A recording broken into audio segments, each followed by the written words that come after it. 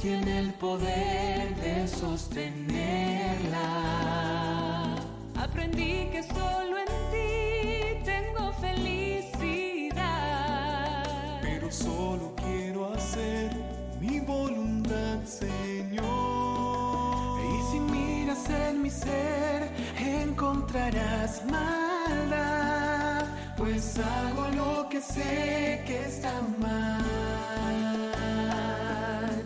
Qué necesidad de ti, qué necesidad, Señor,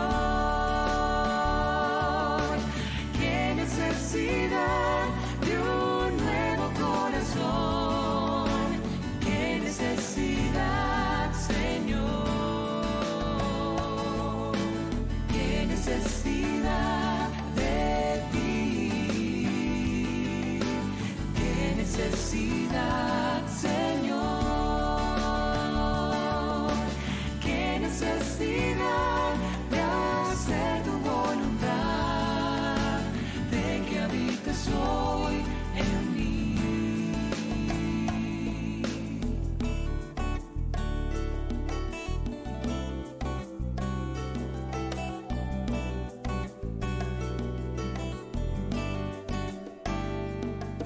Como sé lo que hay que hacer, todo me cuesta más. Pues intento enfrentar sin ti la tentación. Pero cuando me arrodillo, sé que estás ahí, mirándome con amor. Qué necesidad de ti, qué necesidad, Señor, qué necesidad.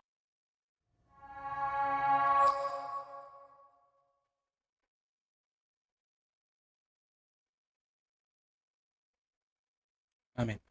Que el Señor nos bendiga, mis hermanos. Sea bienvenido a este servicio de alabanza y bendición al nombre de nuestro Señor Jesucristo. Vamos a iniciar este servicio cantando el himno 148, Si en esta noche.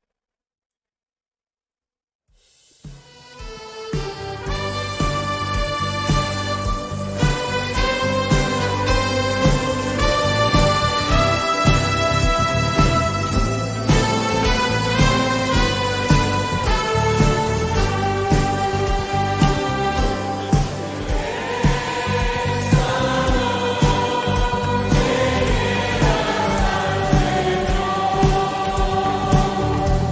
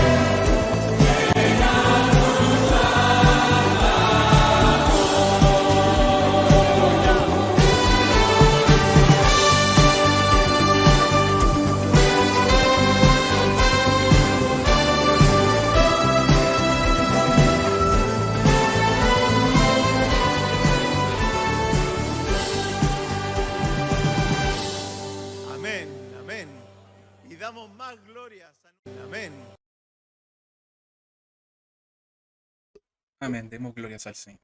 Gloria a Dios, gloria a Dios, gloria a Dios para siempre. Que el Señor nos bendiga, mis hermanos. Estoy con el ventilador prendido, espero que no moleste mucho la transmisión o el audio, pero tengo un poquito de calor, así que es necesario mantenerlo prendido. Saludarlos a todos ustedes en el nombre de nuestro Señor Jesucristo. Hoy estamos solamente por YouTube, por algunas cuestiones hemos tenido que hacer el mensaje el día de hoy solamente por YouTube, pero gracias al Señor porque nos permite poder llevar el mensaje a través de cualquier plataforma, la plataforma que sea. Yo sé que usted va a estar ahí, usted hermano de la iglesia segunda de San Miguel va a estar ahí pendiente del mensaje, y si usted no es de nuestra iglesia, le damos la bienvenida igual, y nos agrada que esté compartiendo con nosotros la palabra del Señor.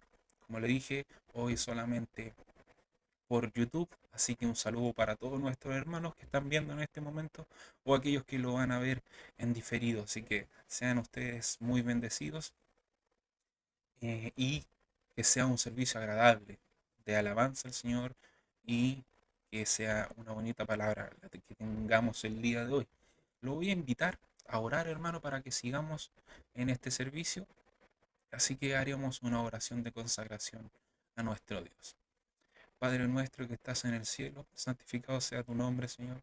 Gracias, Señor, por esta nueva oportunidad en la que nos podemos congregar en este momento de manera virtual, Señor, para escuchar tu palabra, para alabar tu nombre y para darte gracias, Señor, por tantas cosas que nos das de forma inmerecida, Señor. Quisiera, Señor, pedirte primeramente por mis pecados, Señor, porque soy un hombre pecador, y también por los pecados de nuestros hermanos y todos aquellos que estuvieran viendo este servicio, Señor, sea en directo o sea en otro momento, Padre bendito. Tu palabra dice que si alguien dijere que no tuviera pecado, Señor, hace mentiroso a Dios, Señor, porque todos de una u otra manera hemos pecado, Señor. Pero tu palabra también dice, si alguno hubiere pecado, abogado tenemos para con el Padre, a Jesucristo el justo. Que si confesaron nuestros pecados, Señor, dice tu palabra también que tú eres fiel y justo para perdonar nuestros pecados. Y por eso te pedimos perdón, Señor, por nuestros pecados, por nuestras transgresiones. Haznos aptos, Señor, para entrar a tu presencia, para adorarte, Señor, y para ser edificados y consolados a través de tu palabra, Señor. Gracias, Señor, porque sabemos que tú así lo harás, Padre, porque lo dice tu palabra. Gracias, Señor. Si hubiera algún hermano, Señor, que tuviese problemas para participar en este servicio, Señor, ten misericordia, Señor, y permítele que pueda llegar a presenciar este servicio, Señor. Si hubiera alguien que, Señor, no tuviese en su corazón el deseo de ver este servicio, de participar, Señor, pon esa carga, Señor, en su corazón para que pueda participar de estos servicios, Señor, para que sea edificado. Todo esto te lo pido en el nombre de Jesucristo, tu Hijo. Amén. Gloria a Dios, gloria a Dios, gloria a Dios para siempre. Que el Señor nos bendiga, mi hermano. Espero que se esté escuchando bien, que no tengamos problemas de sonido o de transmisión, para que podamos pasar a la lectura de la palabra del Señor, la que se encuentra en el libro de Hechos de los Apóstoles, capítulo 8, del verso 4 al verso 25. Repito nuevamente, Hechos de los Apóstoles, del versículo 4 hasta el 25. Como usted recuerde, los días que me toca predicar, estamos predicando ahí en el libro de Hechos de los Apóstoles, conociendo toda la historia de la iglesia primitiva, la que nos cuenta el evangelista Lucas ahí en su continuación del evangelio. Y si usted la ha encontrado, vamos a leerla en el nombre de nuestro Señor Jesucristo. Y nos dice, pero los que fueron esparcidos iban por todas las partes anunciando el evangelio. Entonces Felipe, descendiendo a la ciudad de Samaria, les predicaba a Cristo. Y la gente unánime escuchaba atentamente las cosas que decía Felipe, oyendo y viendo las señales que hacía. Porque de muchos que tenían espíritus inmundos salían esto dando grandes voces, y muchos paralíticos y cojos eran sanados. Así que había gran gozo en aquella ciudad. Pero había un hombre llamado Simón, que antes ejercía la magia en aquella ciudad, y había engañado a la gente de Samaria haciéndose pasar por algún grande. A este oían atentamente todos, desde el más pequeño hasta el más grande, diciendo, este es el gran poder de Dios. Y le estaban atentos porque con sus artes mágicas les había engañado mucho tiempo. Pero cuando creyeron a Felipe que anunciaba el Evangelio del reino de Dios y el nombre de Jesucristo, se bautizaron hombres y mujeres. También creyó Simón mismo, y habiéndose bautizado estaba siempre con Felipe, y viendo las señales y grandes milagros que se hacían, estaba atónito. Cuando los apóstoles que se estaban en Jerusalén oyeron que en Samaria habían recibido la palabra de Dios, enviaron allá a Pedro y a Juan, los cuales habiendo venido, oraron por ellos para que recibiesen el Espíritu Santo, porque aún no había descendido sobre ninguno de ellos, sino que solamente habían sido bautizados en el nombre de Jesús. Entonces les imponían las manos y recibían el Espíritu Santo. Cuando vio Simón que por la imposición de las manos de los apóstoles se daba el Espíritu Santo, les ofreció dinero, diciendo, dadme también a mí este poder para que cualquiera que quien yo impusiese las manos reciba el Espíritu Santo. Entonces Pedro le dijo, tu dinero perezca contigo, porque has pensado que el don de Dios se obtiene con dinero. No tienes tu parte ni suerte en este asunto, porque tu corazón no está recto delante de Dios. Arrepiéntete pues de esta tu maldad y ruega a Dios si quizá te sea perdonado el pensamiento de tu corazón. Porque en hiel de amargura y en prisión de maldad veo que estás. Respondiendo entonces Simón dijo, rogad vosotros por mí al Señor para que nada de esto que habéis dicho venga sobre mí. Y ellos, habiendo testificado y hablado la palabra de Dios, se volvieron a Jerusalén, y en muchas poblaciones de los samaritanos anunciaron el Evangelio. Que el Señor bendiga la lectura de la palabra. Y antes de pasar a la exhortación, mi hermano, vamos a cantar un corito o un himno bien antiguo. Me gusta mucho y bueno, no se canta en nuestra iglesia, pero está con las letras.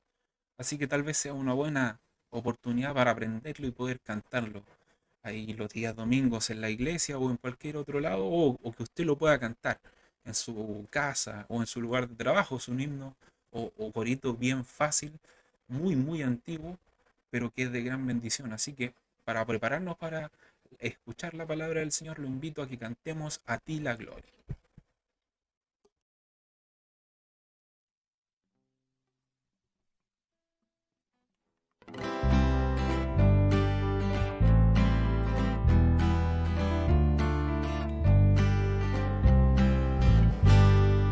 A ti la gloria, oh nuestro Señor. A ti la victoria.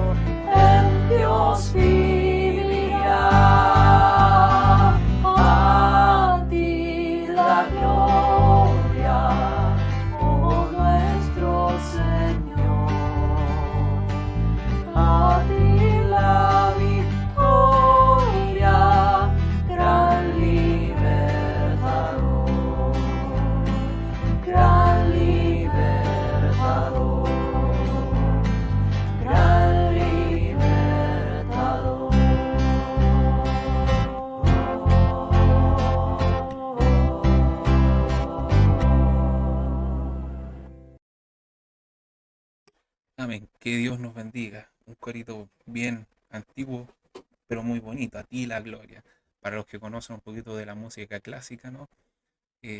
Tal vez les parezca conocida la melodía y es el Judas Macabeo de Händel, un gran músico, de uno de los músicos más importantes de la historia de la humanidad, que aunque le dijeron que no iba a tener mucho impacto su música, si lo mezclaba con cosas religiosas, eh, se atrevió a hacerlo y trascendió durante la historia con Judas Macabeo, con el Mesías, una gran obra que dura más de 2 horas, donde sale el Aleluya que se canta en muchas iglesias. Así que es una gran melodía, una muy bonita melodía. Y la verdad no sé si se habrá hecho junto con la música esta letra, pero o alguien se la puso después, pero queda muy bonita. Así que esperemos que nos podamos aprender este bonito coro. Bien, hemos cantado, hemos orado, hemos dado la bienvenida y ahora llega la parte más importante. El otro día, en la reunión de jóvenes, no, no, no es para controversia ni pelar, perdón, a ningún hermano, pero el hermano decía que, que la palabra no era no era la más importante, sino que habían cosas que eran igual de importantes dentro del culto y que todo era importante. Y si me permite disentir de eso, porque yo creo, a título personal, y no es una enseñanza, no es una doctrina, pero para mí la palabra, el momento de la palabra es lo más importante del culto cristiano, de la reunión cristiana, es lo más importante. Y eso yo creo que es claro, como lo hemos visto, y lo seguiremos viendo en el libro de los Hechos de los Apóstoles, porque si bien dice la Biblia que ellos se juntaban y tenían la cena del Señor, hemos visto cómo lo relevante dentro de todo este capítulo ha sido la predicación del Evangelio, la exhortación del Evangelio y no otra cosa. Así que yo pienso y mantengo mi postura que la predicación de la palabra, no porque hoy me toque a mí, sino que en todos los servicios espirituales, lo más importante del servicio es la predicación y la exhortación de la palabra. Así que vamos ahora a hacer aquello. Como se puede recordar usted, hace poquito predicamos acerca de los eh, diáconos, cómo en la iglesia surgió un problema y los apóstoles dijeron, elijan a 7 hombres para solucionar este problema con unos requisitos bien grandes, ¿no es cierto? Que tenían que ser llenos del Espíritu Santo, llenos de sabiduría y de buen testimonio. Y de esta selección que hizo la iglesia, pero que fue nombrado y confirmado por los apóstoles, surgen 2 nombres tremendamente importantes en el libro de los Hechos, que son los nombres de Esteban y de Felipe. Si usted se recuerda, un poquito más atrás, nuestro hermano Rigoberto también predicó y expuso la palabra del Señor en el libro de los Hechos de los Apóstoles y lo hizo en el martirio de Esteban o la muerte de Esteban.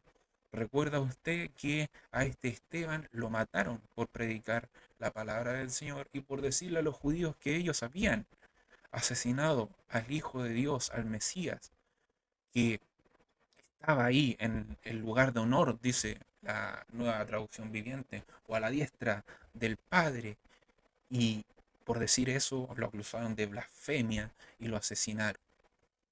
La Biblia nos dice que luego de este asesinato, naturalmente la iglesia tuvo miedo. Y me gustaría invitarlo a leer en el mismo capítulo 8, en los versículos un poquito más arriba, en lo que nos dice, esa es la continuación de el asesinato o el martirio de Esteban. Yo tengo aquí la Biblia virtual, que me hace un poquito más fácil la lectura. Usted puede buscar su Biblia o su Biblia en el teléfono, la puede leer. Y dice desde el versículo 1, y Saulo consentía en su muerte. ¿Cuál muerte? La de Esteban. En aquel día hubo gran persecución contra la iglesia que estaba en Jerusalén, y todos fueron esparcidos por las tierras de Judea y Samaria, salvo los apóstoles. Aquí vemos que la iglesia tuvo miedo, naturalmente, ya lo habíamos dicho. Esteban fue asesinado por predicar en el templo que Jesús era el Mesías, que Jesús era el Salvador, el Hijo de Dios.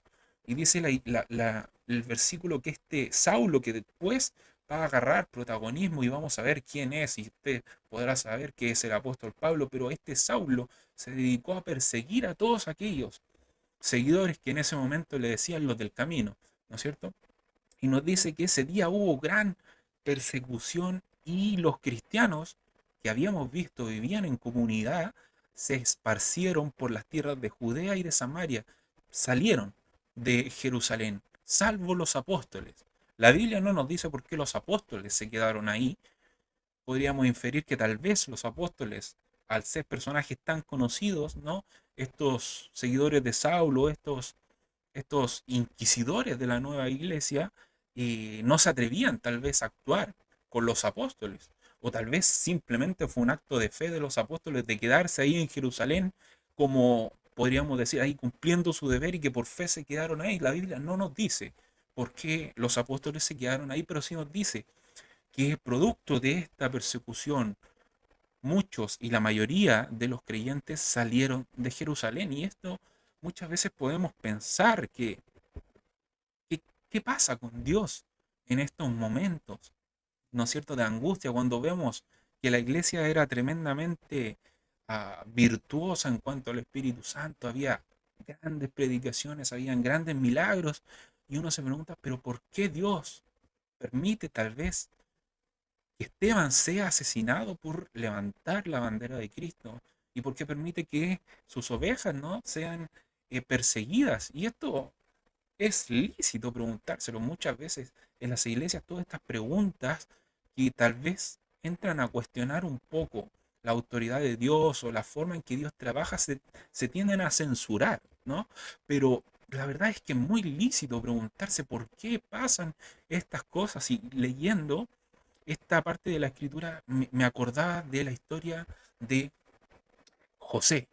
Si usted se acuerda, la historia de José, José tenía sueños y tal vez no tenía tacto y se lo contaba a sus hermanos, ¿no es cierto? Dios le estaba revelando que él estaba para un plan grande y que por él iba a salvar al pueblo de Israel, y que por su actuar, su labor, iba a ser posible, ¿no? Lo que más tarde serían las 12 tribus de Israel. Y dice la Biblia que sus hermanos le tenían envidia porque sabían que lo que él estaba diciendo es que este José, el más pequeño, iba a quedar por sobre ellos, ¿no es cierto? En autoridad o en honor. Y dice la Biblia que lo venden sus hermanos.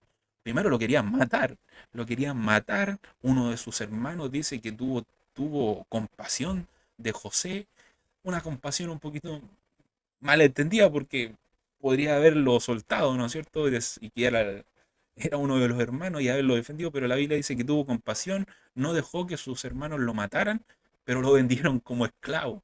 Y dice la Biblia que comienza ahí un periodo tortuoso para este José, que lo lleva a Egipto, a estar en prisión, a estar en servidumbre, pero dice la Biblia que en esa circunstancia el Señor, Dios, hace prevalecer sus planes, porque cuando Él está hablando con sus hermanos, luego de que éste ya había pasado a ser el segundo después de Faraón y que se reveló a sus hermanos, Él le dice, ustedes pensaron mal contra mí, pero Dios lo llevó a bien.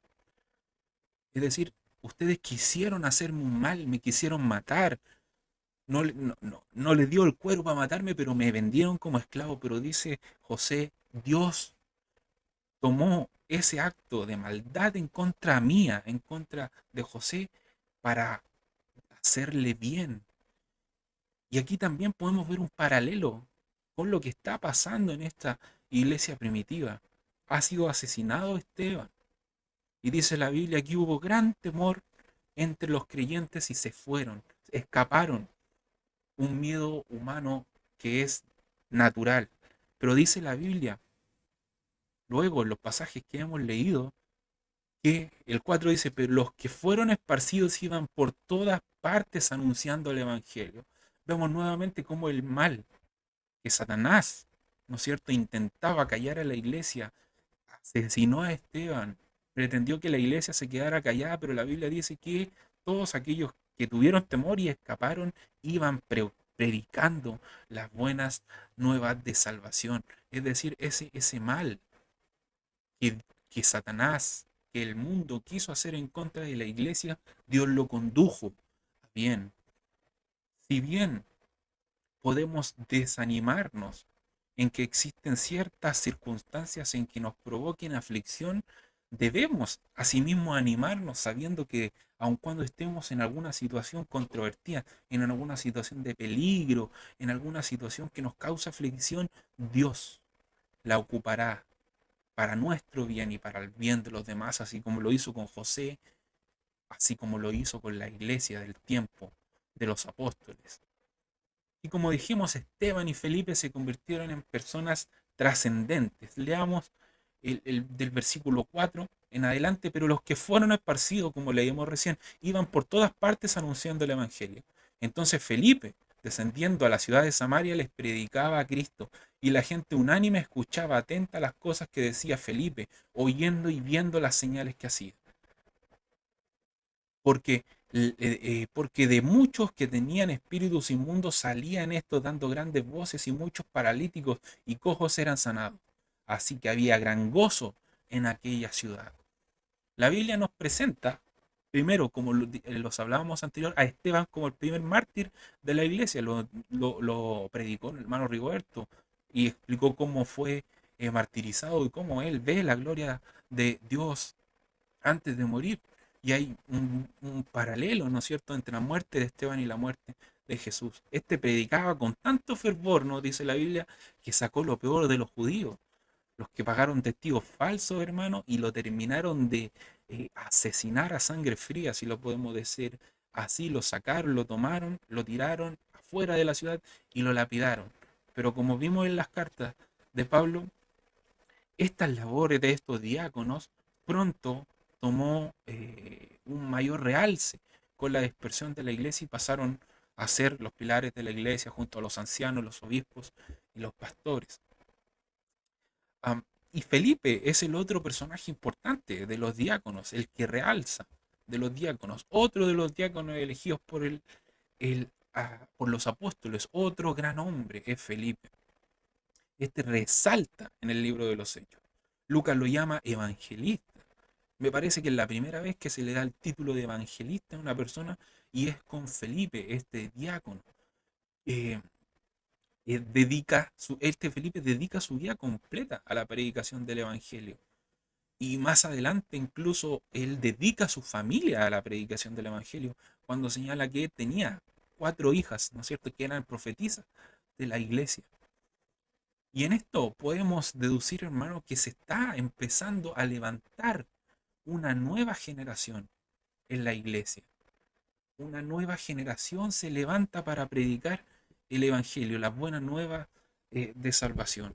Este capítulo que empieza con un hecho tan terrible y tan dramático como el asesinato de Esteban, hace y permite que una nueva generación se levante. Si nos damos cuenta en los pasajes, en los dos últimos pasajes, perdón, quienes son los protagonistas son Felipe y Esteban, los diáconos, personas mucho más jóvenes que los apóstoles, y posteriormente de estos capítulos, quien va a tomar el realce es Pablo. Aquí Pedro y Juan solamente llegan después de que Felipe ya ha hecho la obra. Ya es una nueva generación que se está poco a poco levantando en esta iglesia primitiva. Y los apóstoles han cumplido, hermano, con la gran comisión porque han hecho discípulos para Cristo. ¿Y quienes estos discípulos son quienes harán más discípulos para Cristo? Y se va a ir así cumpliendo la palabra de que el Evangelio será conocido hasta los confines de la tierra. Y ahora bien, esto no significa que los apóstoles hayan dejado de tener importancia, que los 12 hayan dejado de tener importancia para nada, porque los apóstoles, como lo dice la Biblia, son quienes han puesto el fundamento y siguen poniendo el fundamento de la fe. Y todos aquellos que vinieron después y que venimos después de estos apóstoles han y hemos edificado sobre él, sobre el fundamento de los apóstoles. Los apóstoles siguen siendo, por decirlo de una manera política, los dirigentes de la iglesia. Ellos siguen predicando, siguen disciplinando, siguen dirigiendo, pero los discípulos que día a día, nos decía la palabra de Dios, iban ingresando a la iglesia, empezaban ya a crecer en la fe y a poder seguir con lo que los apóstoles hacían, la tarea de la evangelización. Y qué buena lección, hermano, podemos sacar de estos primeros versículos. La iglesia es y debe ser así, porque si la iglesia no da fruto, se seca, va a morir. Si nuestras iglesias no dan fruto, la iglesia no subsiste. Si lo vemos desde un punto de vista eh, humano, cuántas religiones existen en el mundo y cuántas han dejado de existir simplemente porque deja de gente creer en esas religiones. ¿Ya? Quienes están ejerciendo puestos de dirección deben, ¿no es cierto?, delegar o dar espacio para que los frutos puedan nacer en la iglesia. Y ahora podemos ver, hermano, la nobleza de los apóstoles. Ellos han visto la lección, la obra de Felipe, el trabajo de Felipe, cómo éste está predicando a los samaritanos y estos han recibido el mensaje, se han bautizado y han creído. Y ellos solo, hermano, Pedro y Juan solamente van a confirmar la palabra en Samaria. Van a respaldar el trabajo de Felipe. Dice la Biblia que ellos escucharon que los samaritanos habían creído y se habían bautizado y ellos fueron simplemente a que ellos recibieran el Espíritu Santo. Y qué distinto sería toda la iglesia si ocupáramos este ejemplo de los apóstoles. En nuestros días, donde la envidia, ¿no es cierto?, corrompe al mundo, la iglesia no es ajena a ello. También ha penetrado esta envidia. Y es difícil que la gente reconozca el trabajo de otro. Es difícil que un hermano, ¿no?, reconozca el trabajo de otro. Por el contrario, muchas personas trabajan para que el trabajo de los demás no sea reconocido o para que no dé fruto y ellos puedan llevarse la gloria. Pero los apóstoles no, ellos respaldan a este evangelista. Ellos van, ellos han visto el trabajo de Felipe y van a imponer las manos para que todos estos samaritanos vean que el mismo Dios que estaba trabajando en Jerusalén con los apóstoles es el mismo Dios que estaba trabajando con Felipe allá en Samaria. Y también podemos ver la nobleza de la labor de Felipe, porque este es quien trabaja, el que trabaja, este Felipe es el que trabajó la tierra, si la podíamos decir, predicando a los samaritanos, creyeron por su palabra y fue él quien los bautizó. Pero este Felipe es noble porque reconoce la autoridad de los apóstoles. No, él no se quiso pasar de listo y diciendo yo soy el que la lleva aquí en Samaria, sino que dice la Biblia que fueron los apóstoles los que fueron a imponer las manos para que recibieran el Espíritu Santo. Él les predicó, por él creyeron y por él habían sido bautizados, pero él no se sentía ajeno a lo que era la iglesia, a lo que era la estructura de la iglesia. Seguía reconociendo que eran los apóstoles quienes tenían el mandato de llevar el Evangelio. Y este también es un muy buen ejemplo que nos da la Biblia, cómo sería de distinto en nuestros días si las personas ejercieran su puesto, si las personas no sacaran el pecho a sus responsabilidades. Porque día a día vemos en los puestos de trabajo, en las familias tal vez y en la misma iglesia, cómo aquellos que no tienen responsabilidad quieren la responsabilidad del que está jerárquicamente más arriba. Y el que está jerárquicamente más arriba quiere desligarse de la responsabilidad para disfrutar de los beneficios de estar más arriba en esta jerarquía, ¿no es cierto? Ya sea en el trabajo, ya sea en la familia o en la iglesia. Y este es el ejemplo que nos da la iglesia. Toda la iglesia es unida. El trabajo de los de abajo es respaldado por los de arriba y los de abajo reconocen la autoridad del que está arriba. La iglesia trabaja como un solo cuerpo, independiente de la denominación que en este tiempo no existía, pero podríamos decir que la iglesia de Samaria, entre comillas, podría haber sido una denominación distinta a la de Jerusalén o del lugar geográfico donde se encuentre.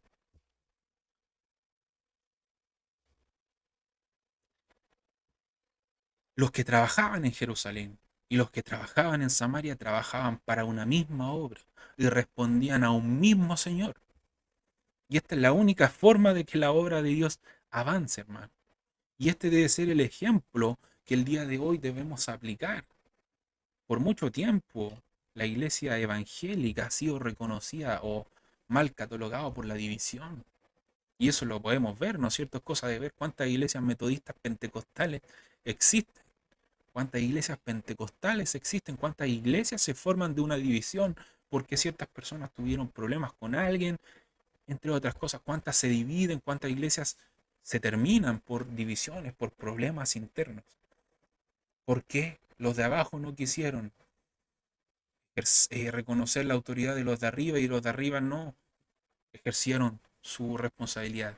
Pero como nos enseña la iglesia, el libro de los Hechos, la iglesia es un todo completo en el que está arriba, el único, Jesucristo. Todos los de abajo, la Biblia nos dice que somos súbditos de Jesús.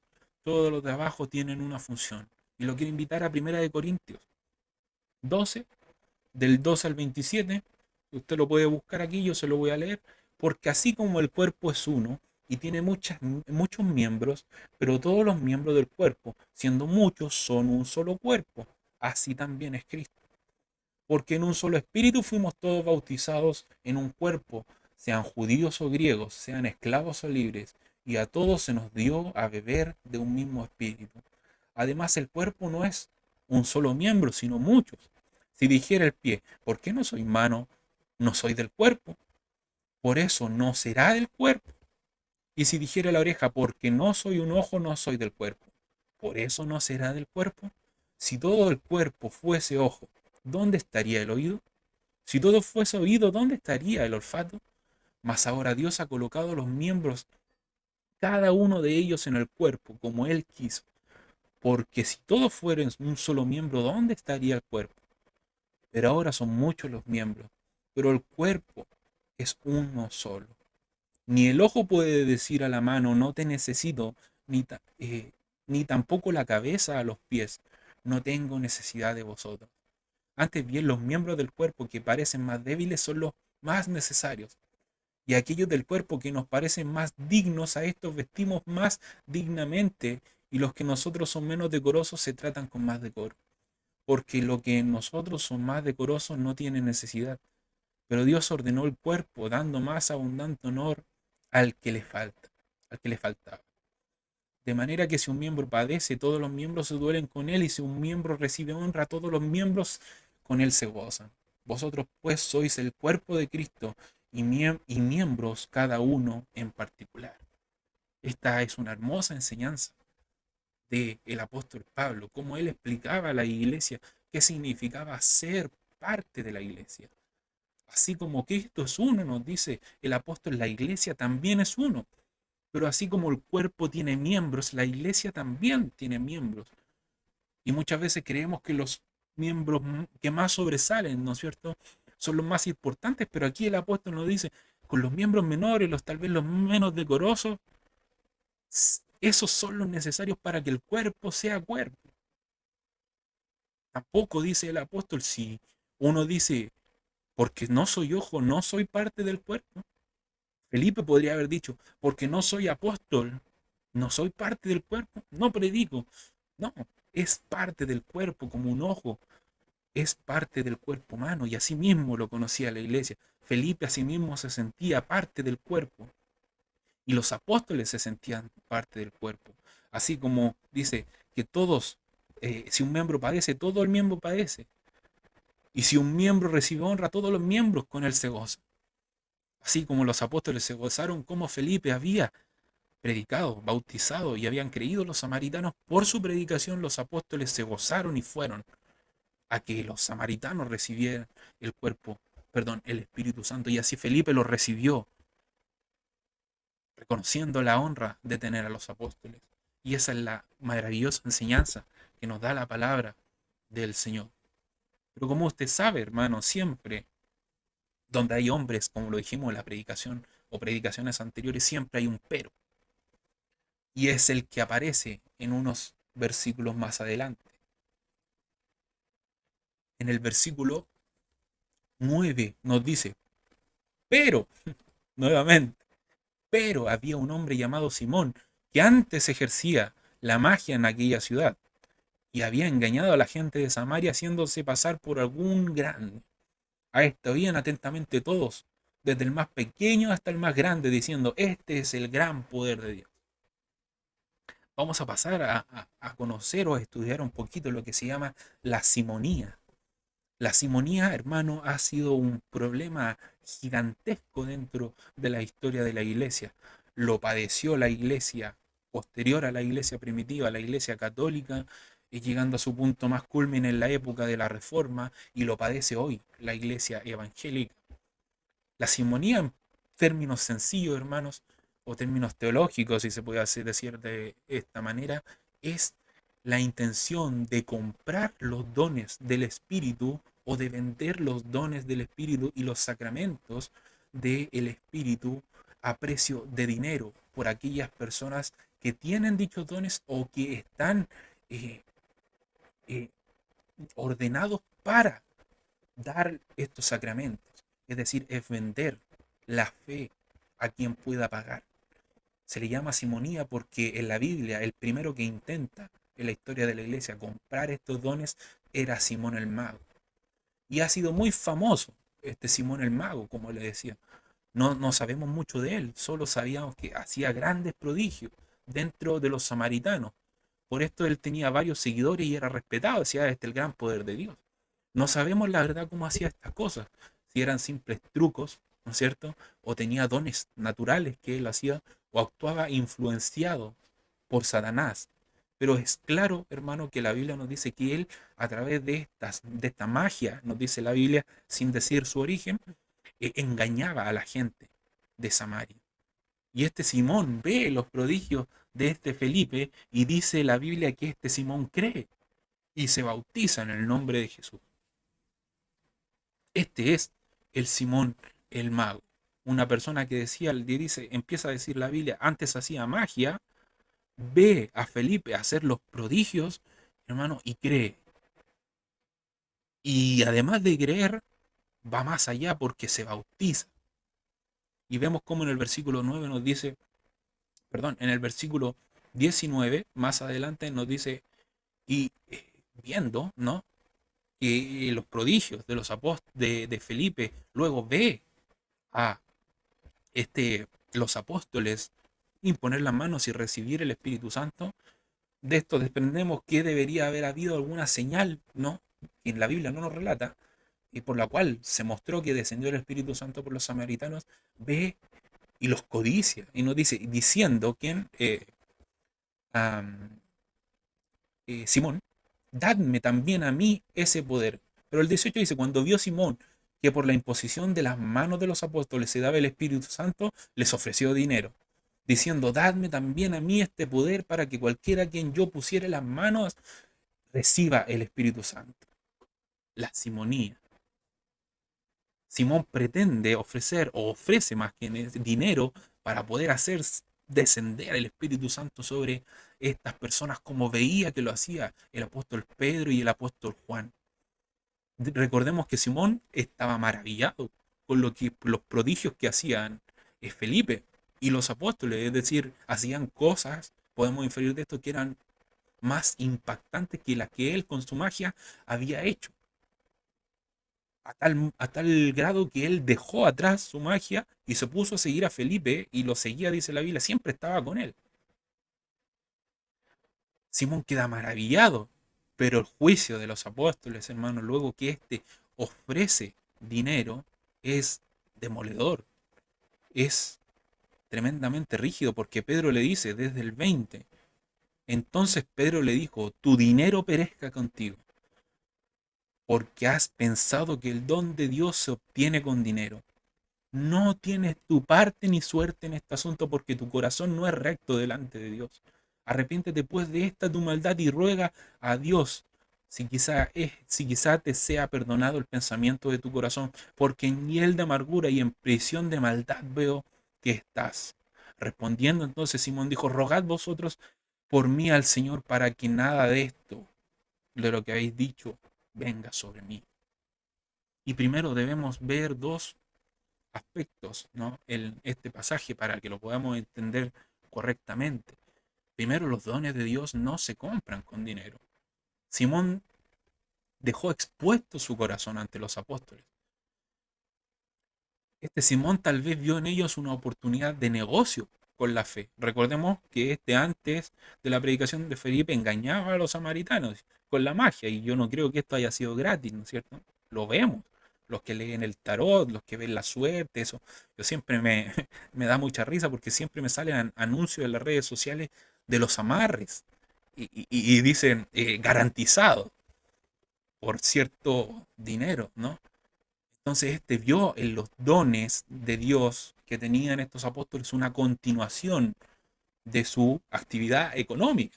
Pero Pedro es enfático, tu dinero, le dice, perezca contigo por querer comprar el don de Dios. Tu dinero muera contigo o púdrete con tu dinero.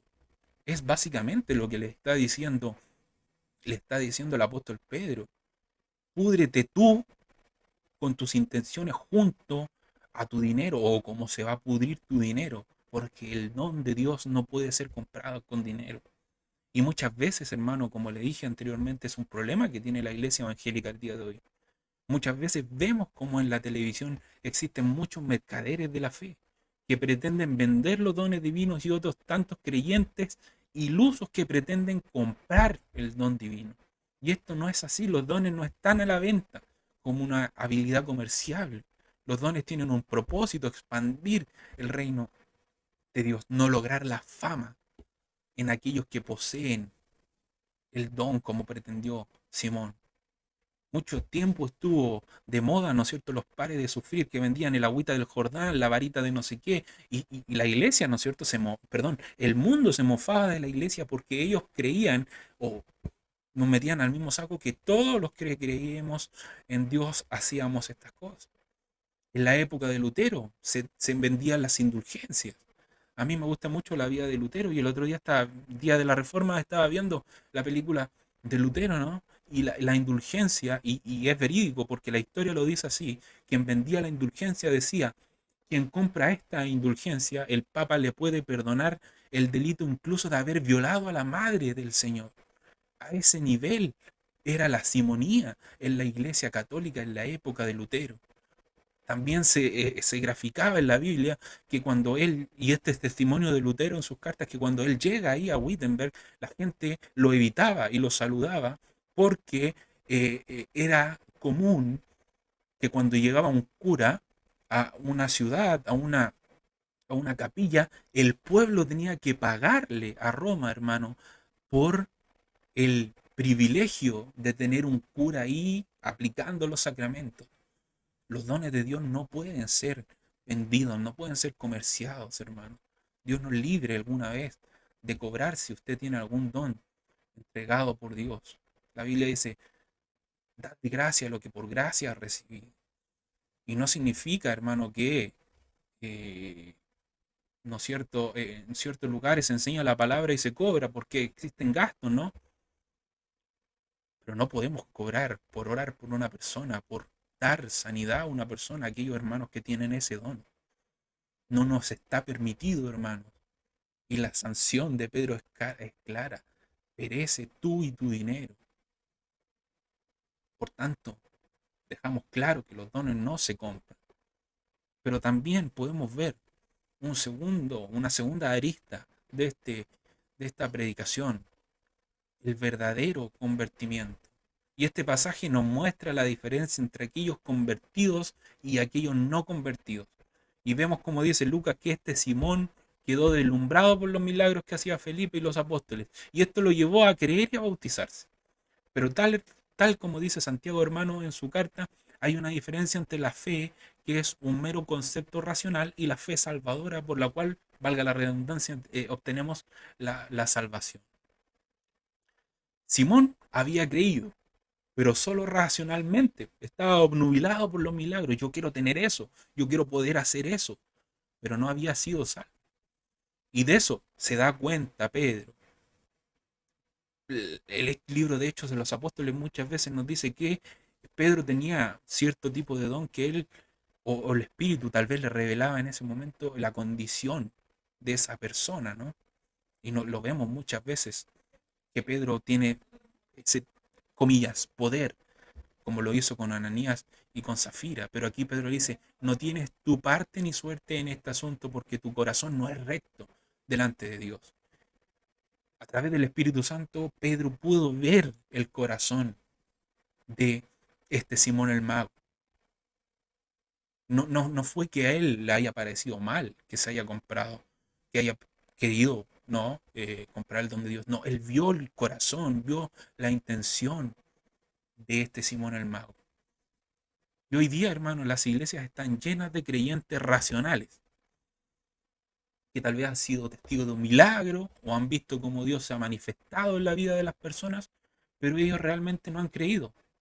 Tal como dice Santiago, tú dices creer, dice Santiago, bien haces. Los demonios también creen y tiemblan. Y no por eso, hermano, los demonios son salvos. Tal vez la iglesia está llena.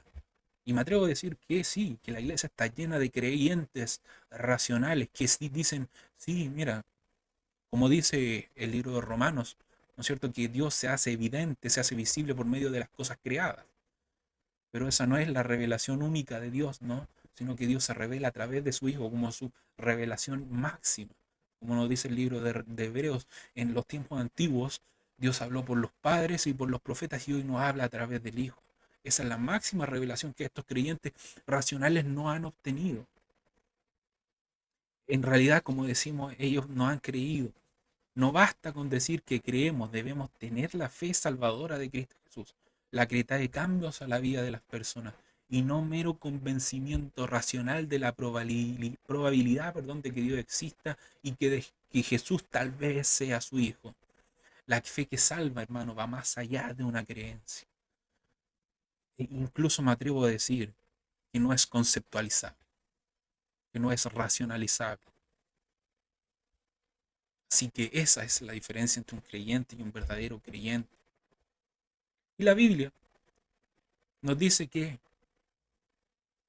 zanjado este problema, en el 25, luego de que este Simón el Mago haya sido reprendido por Pedro, dice, y ellos, habiendo testificado y hablado la palabra de Dios, se volvieron a Jerusalén.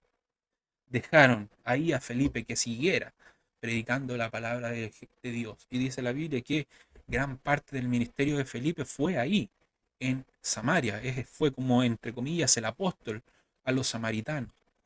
Y dice, y en muchas poblaciones de los samaritanos anunciaron el Evangelio. La verdad, el origen de los samaritanos es un poco controvertido, pero el origen más aceptado es que estos samaritanos eran de origen israelita, ¿no? Cuando Israel se va al exilio, los samaritanos son los que quedan ahí en el territorio de Israel, que no se van al exilio, pero que se mezclan con los pueblos paganos y con los pueblos de sus opresores, ¿no?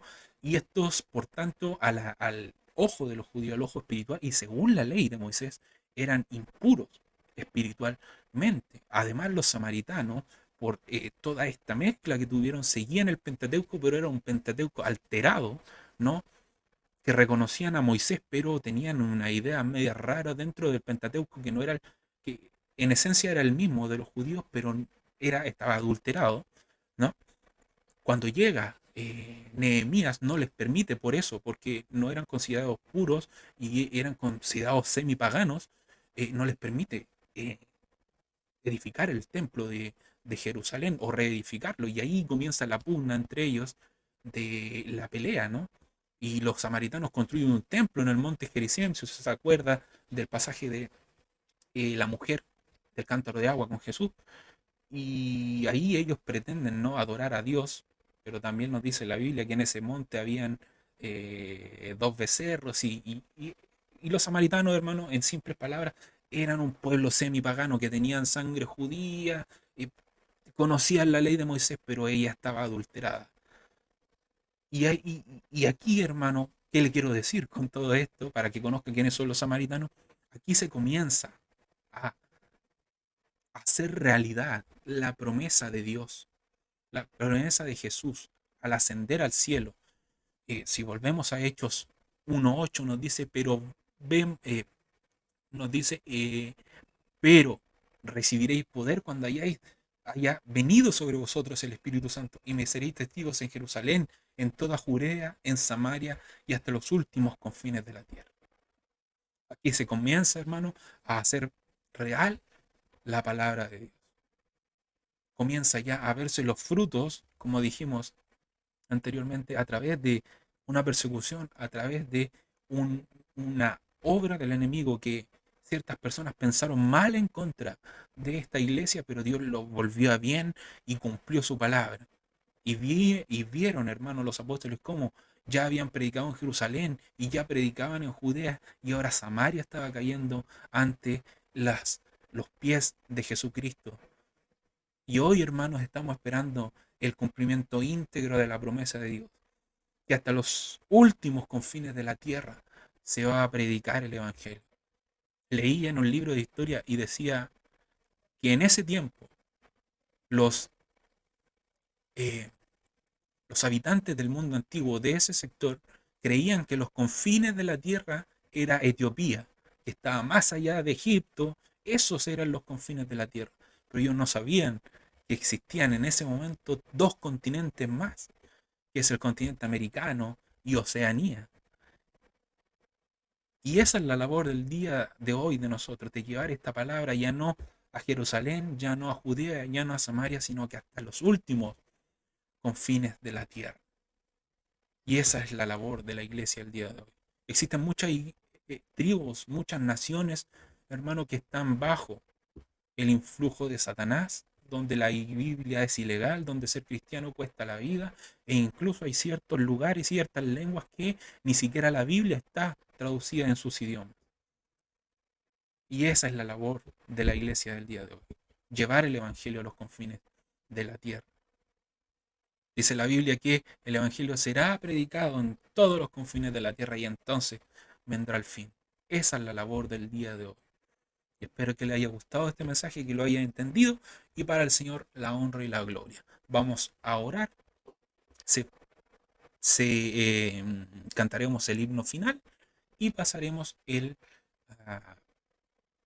la ofrenda también el día de hoy. Y como lo estamos haciendo por Zoom, solamente por YouTube y no está nuestro pastor, vamos a orar por la palabra, vamos a despedirnos y luego de que termine el himno final vamos a dar por terminada esta reunión.